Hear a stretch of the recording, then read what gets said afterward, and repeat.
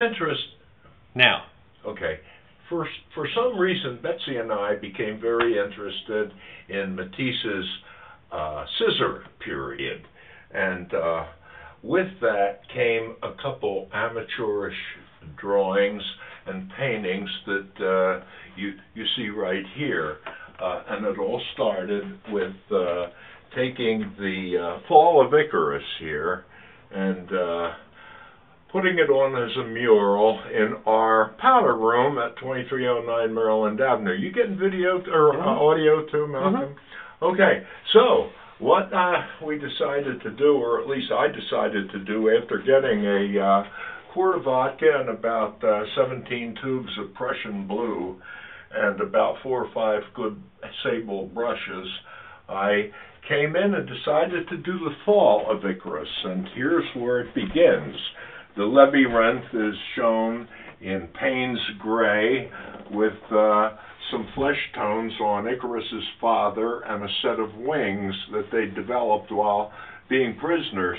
I think the father chickened out, and Icarus was hell-bent on making the flight.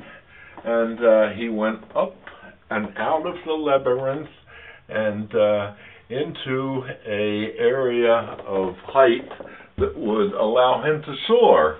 And he finally did, after the warning that his father gave him of a possibility of a meltdown because of getting in too much contact with UVRs.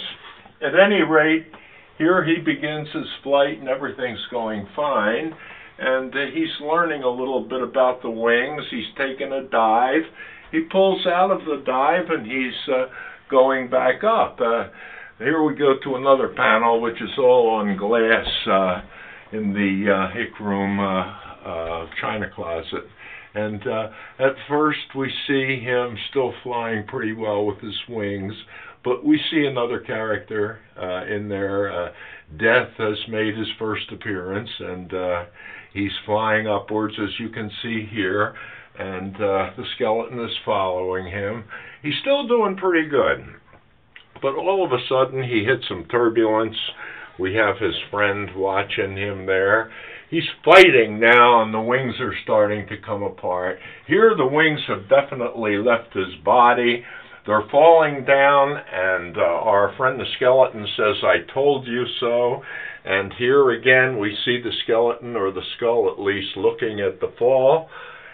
And it continues into a very, very dramatic panel that shows hardly anything of Icarus, but mostly the arms of death. And here is another descent, sort of a ballet.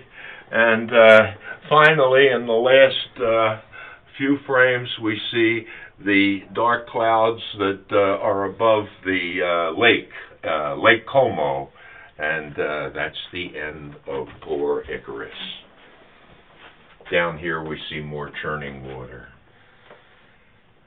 What about this over here?